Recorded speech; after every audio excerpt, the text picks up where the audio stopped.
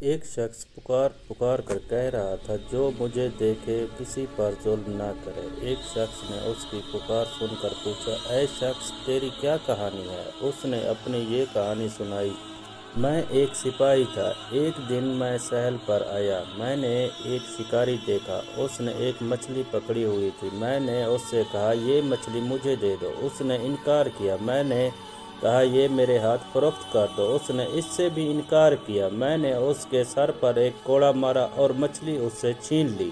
مچھلی کو ہاتھ میں لٹکاتے میں گھر کی طرف چل پڑا۔ اچانک مچھلی نے میرا انگوٹھا پکڑ لیا اور چبا ڈالا۔ انگوٹھا چھڑانے کی بہت کوشش کی، لیکن اس نے انگوٹھا نہ چھوڑا۔ انگوٹھا اس وقت نکلا جب اس میں سوراخ ہو چکا تھا۔ میں نے ایک طبیب کو دکھایا۔ اس نے بتایا، یہ مرض اگلا ہے، انگوٹھا کاٹنا پڑے گا، ورنہ یہ مرض سارے جسم میں پھیل جائے گا اور تو ہلاک ہو جائے گا۔ میں نے انگوٹھا کٹوا دیا، لیکن مرض ہاتھ میں آ گیا۔ پھر میں نے ہاتھ کٹوا دیا۔ مرض پھر آگے بڑھا تو میں چیخ پڑا، وحشت کے انداز میں بھاگ نکلا۔ جنگل میں ایک درخت کے نیچے مجھے نیند آ گئی۔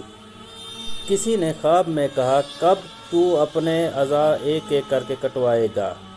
جس کا حق چھینا ہے لوٹا دے۔ اس وقت مجھے وہ مچھلی والا یاد آیا۔ میں فوراً ساحل پر پہنچا۔ شکاری وہاں موجود تھا۔ اسے اپنا حال بتایا۔ اس سے میں نے معافی مانگی۔ میرا حال دیکھ کر اس نے کہا، میں نے تجھے معاف کیا ہے۔ اس کے یہ کہتے ہی میرے ہاتھ سے کیڑے گرنے لگے۔ میں نے اس سے پوچھا، آپ نے مجھے بد دعا کی تھی، اتنا تو بتا دیں۔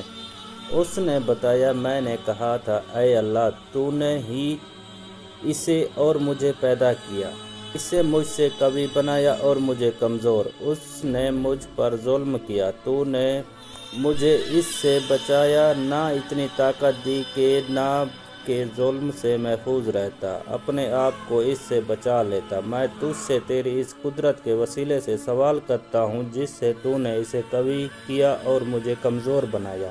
اس شخص کو مخلوق کے لیے عبرت بنا دے۔ یہ بد دعا سنانے کے بعد اس نے کہا، لیکن اب میں محسوس کرتا ہوں تیرے ساتھ زیادتی ہوئی۔ ایک مچھلی کی خاطر مجھے ایسی بد دعا نہیں کرنا چاہیے تھی، لہٰذا اب تو میری طرف سے یہ قبول کر لے اور اسے اپنے کام میں لا۔ یہ کہہ کر اس نے مجھے 20,000 درہم دیے، لہٰذا میں پکارتا رہتا ہوں، جو مجھے دیکھے کسی پر ظلم نہ کرے۔